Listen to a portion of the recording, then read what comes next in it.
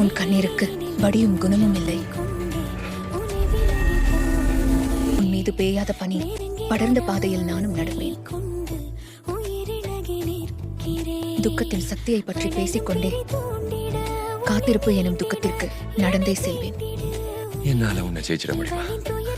இப்ளிஸ் ஒரு மனிதன் முன்னாடி தலைவணங்குற சூழ்நிலை வந்தா அப்ப நீ அவன் கழுத்தை வெட்டணும்னு என்கிட்ட சொன்னாரு. என்ன ஜெயிக்கணும்னா சொல்லிடு, நானே உனக்கு வெற்றியை தரேன்.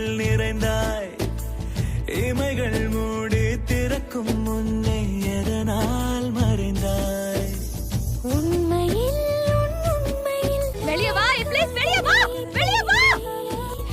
இன்மையில் உன் தன்மையை அறிந்தே கடந்தோடிடும் கணம் யாவிலும் எனதே கவே.